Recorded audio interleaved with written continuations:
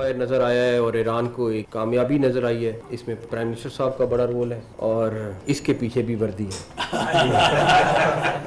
بھارت نے ایک بیس کے اوپر تقریباً 11 کے قریب میزائل فائر کی. آپ یقین کریں ایک بھی میزائل کسی جہاز کو یا کسی کو نقصان, کوئی بیس کے آگے گرا, کوئی بیس کے پیچھے گرا, کوئی بیس کے سائڈ گرا. آرمی چیف اس وقت بالکل سالڈ کھڑے ہوئے تھے, کوئی ان کو پریشانی نہیں تھی اور بالکل کلیئرٹی کے ساتھ تھے کہ انہوں نے ہمارے پہ حملہ کیا تو یہ اس سے 4 گنا زیادہ بھگتیں گے, اور انہوں نے بھگتا.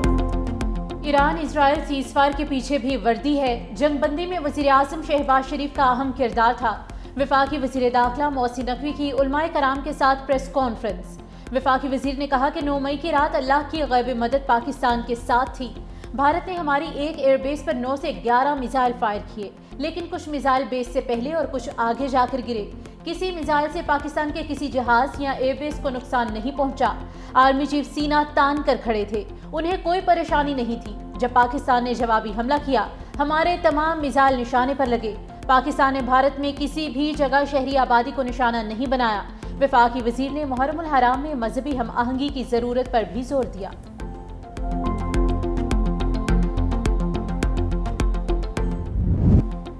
وزیر اعظم میسی سربراہ اجلاس میں شرکت کے لیے آذربائیجان روانہ. شہباز شریف رکن ممالک کے درمیان تجارت, ٹرانسپورٹ, رابطوں اور توانائی کے شعبے میں تعاون پر بات کریں گے. روانگی سے پہلے وزیر اعظم کی زیر صدارت اجلاس. وزیر اعظم نے کہا معیشت میں شفافیت کے لیے ڈیجیٹل ٹرانزیکشن سسٹم ناگزیر ہے. کیش لیس اکانومی کے حوالے سے قائم کردہ کمیٹیاں شراکت داروں کے ساتھ مل کر قابل عمل تجاویز پیش کریں. وزیر اعظم کی CO سمٹ کی سہولت کا دائرہ پورے ملک تک بڑھانے کی بھی ہدایت.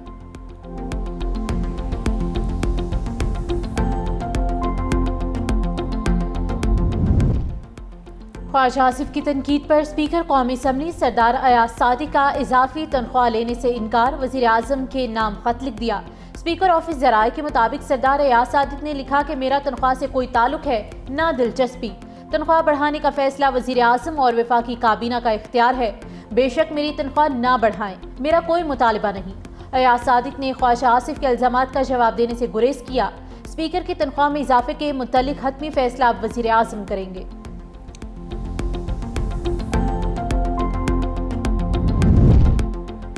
صوبائی وزراء کی تنخواہیں بڑھنے کے بعد لیو الاؤنس میں بھی اضافے کا فیصلہ. پنجاب حکومت کا وزراء, اسپیکر اور ڈیپٹی اسپیکر کا لیو الاؤنس تنخواہ کے برابر کرنے کا فیصلہ. پنجاب عوامی نمائندوں کے قوانین کا ترمیمی بل صوبائی اسمبلی سے منظور.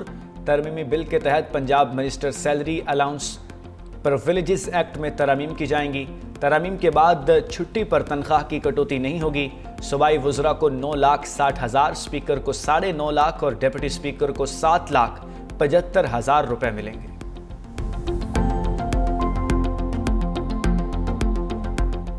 آج بھی پی ٹی آئی کے بانی جیل میں ہیں, پی ٹی آئی کی سیاست کی وجہ سے جیل میں. وہ خود اپنے دشمن علی احمد گنڈاپور کو یا پی ٹی آئی کو اپوزیشن کی ضرورت نہیں ہے, وہ خود اپنی اپوزیشن خود ہے. جماعت اسلامی کی ہمیشہ یہی ایک پالیٹکس رہی ہے کہ جماعت اسلامی نے کبھی زندگی میں جو ہے وہ کوئی کام نہیں کیا سوائے تنقید کے, مظاہروں کے اور مسئلوں کے. 93,118 ٹیچرز کو ابھی بھرتی کیا ہے. پاکستان کی ہسٹری میں سب سے بڑے میں بڑی بھرتی ہوئی ہے کہ 93,000 لوگوں کو ایک ساتھ بھرتی کیا گیا ہے. بانی پی ٹی آئی اپنی پارٹی کی وجہ سے جیل میں ہے. علی امین گنڈاپور کو کسی اپوزیشن کی ضرورت نہیں. تحریک انصاف والے خود اپنے دشمن ہیں. سینئر وزیر سندھ شرجیل انعام میمن کی میڈیا سے گفتگو. کہا سیاسی مخالفین نے الزامات لگانے کے علاوہ کچھ نہیں کیا. جماعت اسلامی والے اپنا کام کرتے نہیں, بس دوسروں پر انگلی اٹھاتے ہیں. چیئرمین بلاول بھٹو زرداری کے وی این کے مطابق سندھ میں انقلابی کام کیا جا رہا ہے. روٹی, کپڑا اور مکان پیپلز پارٹی قیادت کی جد و جہد کا محور ہے. سیلاب متاثرین کو 21 لاکھ گھر دیے گئے. 4 لاکھ خاندانوں کو مفت بجلی دی جا رہی ہے. محکمہ تعلیم نے 93,000 سے زیادہ اساتذہ بھرتی کیے. محرم الحرام کے دوران ماتمی جلوسوں کی فول پروف سیکیورٹی یقینی بنائیں گے.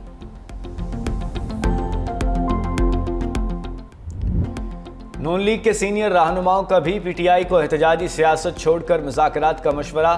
وزیر دفاع خواجہ آصف نے کہا چاہتے ہیں پی ٹی آئی سے مذاکرات میں کھل کر تمام باتیں ہوں. سیاسی جماعتوں میں اتفاق رائے سے تمام باتیں طے ہوتی ہیں. تحریک انصاف میں آپس میں ہی اتفاق نہیں رہا. خواجہ سعد رفیق نے کہا بانی پی ٹی آئی اپنے سینئر ساتھیوں کی رائے سے اتفاق کریں تو بات چیت ہو سکتی ہے. محرم کے بعد بھی احتجاج تحریک کامیاب نہیں ہو سکتی.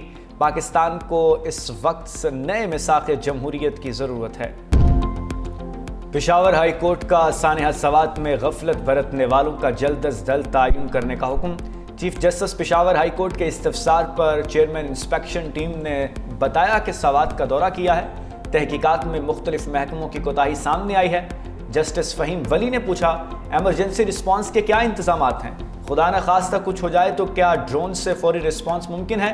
کمشنر ہزارہ نے بتایا کہ ڈرونز لائف جیکٹس پہنچا سکتے ہیں۔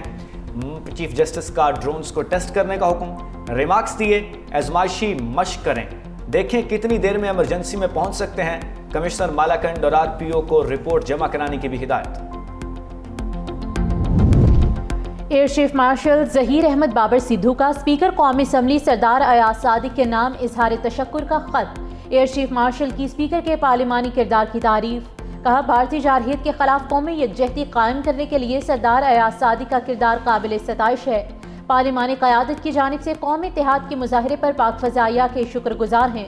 قومی اسمبلی کے معزز ارکان کی پاک فضائیہ کے حق میں یکجہتی قابل فخر ہے۔ دشمن کی جارحیت کے مؤثر جواب دینے پر پارلیمانی اور قومی قیادت کی جانب سے خراج تحسین ناقابل فراموش ہے۔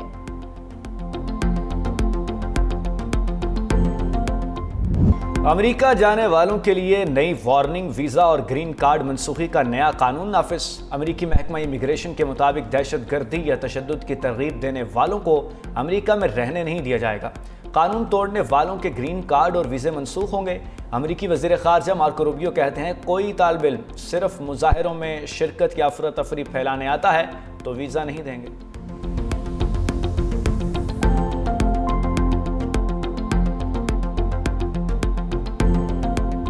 امیگریشن قوانین پر صدر ٹرمپ اور فیڈرل کورٹ آمنے سامنے۔ عدالت نے غیر قانونی طور پر میکسیکو سے امریکہ میں داخل ہونے والوں کو سیاسی پناہ کا اہل قرار دے دیا۔ جج نے فیصلے میں کہا کہ تارکین وطن کیسے آئے یہ اہم نہیں، پناہ دینا آئینی حق ہے۔ صدر ٹرمپ نے اختیارات سے تجاوز اور امیگریشن قوانین کو نظر انداز کیا۔ صدر کو آئین کے تحت پناہ کی درخواست روکنے کا اختیار نہیں۔ جج اور محکمہ انصاف کے وکلاء میں سخت جملوں کا تبادلہ بھی ہوا۔ جج نے سوال کیا، اگر صدر گولی مارنے کا حکم دے تو کیا عمل کریں گے؟ محکمہ انصاف کی جانب سے جواب دیا گیا کہ ایسا حکم آئینی بحران پیدا کرے گا۔ وائٹ ہاؤس کے ڈپٹی چیف آف سٹاف کے فیصلے پر شدید تنقید۔ ٹرمپ انتظامیہ 14 روز میں فیصلے کو چیلنج کر سکتی ہے۔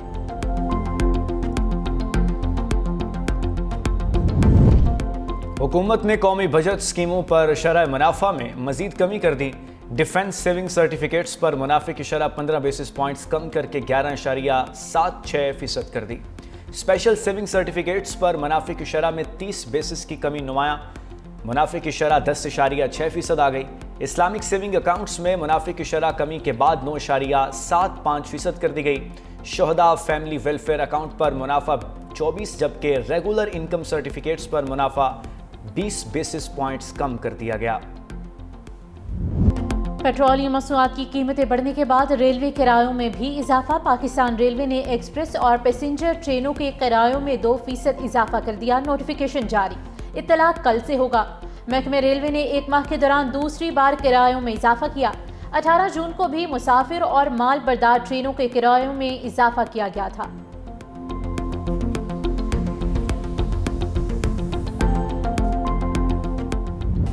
پاکستان سٹاک ایکسچینج میں اتار چڑھاؤ، 100 انڈیکس کی 1,31,000 کی تاریخ بلندی کو چھو کر واپسی۔ مارکیٹ 1,30,435 کی سطح پر موجود۔ دوسری جانب انٹر مارکیٹ میں ڈالر کی قدر میں 25 پیسے کمی، $1 283.70 کا ہو گیا۔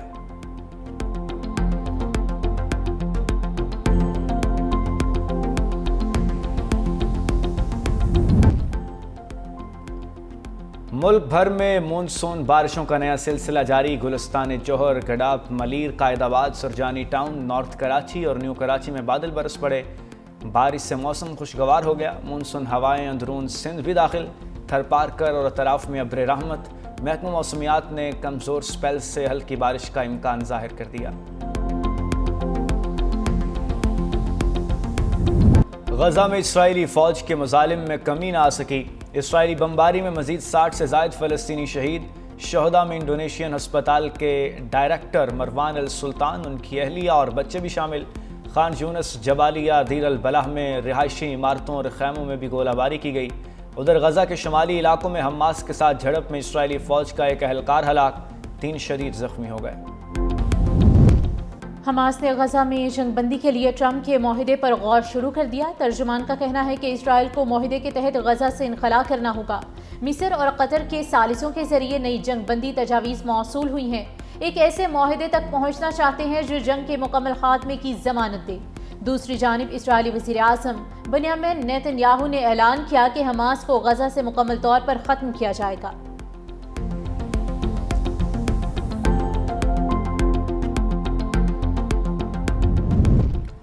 ضابطہ اخلاق کی خلاف ورزی پر برطانوی بحریہ کے سربراہ برطرف۔